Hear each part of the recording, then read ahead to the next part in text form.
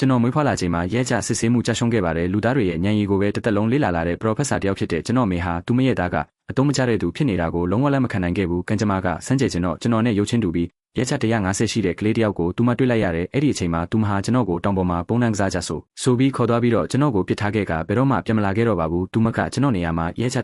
150ဤတဲ့ကလေးကိုအစားထိုးပြီးပြည့်စုံတဲ့သားအဖြစ်မွေးမြူခဲ့ပါတယ်19နှစ်ကြာတဲ့အခါမှာတော့လက်မီသားစုရဲ့ခခွဖြစ်တဲ့ကျွန်တော်ရဲ့အမေရင်လန်ဒန်ဒီပစ်ဆက်အန်ဟာကျွန်တော်ကိုမြို့ကိုပြန်ခေါ်ဖို့တောရွာလေးထိရောက်လာခဲ့ပါတယ်ကျွန်တော်ကသူမကိုအိမ်ပြင်မှာ2နာရီကြာအောင်ပိတ်ထားခဲ့ပြီးမှအထဲပေးဝင်လိုက်တဲ့အခါသူမဟာဒေါသကြီးနဲ့ငါပြင်မှာစောင့်နေတာ2နာရီရှိပြီနင်ကတော့ဒီမှာရွှွန့်တွေနဲ့ကစားနေတာလားနင်ကလန်မီသားစုရဲ့တခင်လေးဆိုတာသိရလားလို့အော်ဟစ်ပါတော့တယ်လန်ဒန်ဟာကျွန်တော်ကိုအလုသမားတစ်တယောက်လိုဆက်ဆံခဲ့တယ်ငါတို့တွေးချင်းနီးစက်တာကလွဲရင်ငါကတော့နင့်ကိုငတ်မောင်လို့အတိမမပြုတ်ဘူးနင့်မှာပါလာတဲ့အောက်တန်းစားအချင်းစရိုက်တွေကိုအိမ်ရှိမှာပဲထားခဲ့ပါလို့သူမကပြောခဲ့တယ်သူမဟာဒေါ်လာတန်းချီတန်းနဲ့စီးပွားရေးကိစ္စတွေကိုဖျက်ပြီးကျွန်တော်လိုအထက်တန်းကျောင်းကထုတ်ပယ်ခံထားရတဲ့သူကိုလာခေါ်နေရလို့အတော်လေးစိတ်အနှောက်အယှက်ဖြစ်နေခဲ့တာပါသူမမွေးခဲ့တဲ့9နှစ်ကြာမောင်လေးကအစ်စ်မဟုတ်ပဲကလပ်မှာကြီးပြင်းလာတဲ့လန်တရဲကမှသူမမောင်ရင်ဖြစ်နေတာကိုသူမလက်မခံနိုင်ဖြစ်နေတာပါလန်ဒန်ကကျွန်တော်ကိုအထင်သေးလုံးလာကြောင်းကျွန်တော်ကသူမကိုအိမ်ရှိကနေကန်ထုတ်လိုက်ပါတယ်သူမဟာအန်တသွားပြီးသူမရဲ့တက်တော်ဆောင်တွေကိုတကားဖြတ်ခိုင်းတဲ့အချိန်မှာပဲကျွန်တော်နောက်ကနေအနီရောင်ဝတ်စုံနဲ့အမျိုးသမီးတယောက်ပေါ်လာပြီးတကားဖွင့်ပေးလိုက်ပါမိသားစုတရားမာတွေကြောင့်အလုပ်တွေမနှောင့်နှေးပါစေနဲ့လို့ပြောလိုက်ပါတယ်ကျွန်တော်တကားဖွင့်ပေးလိုက်တော့လန်ဒန်ကဒေါသကြီးဝင်လာပြန်ပါတယ်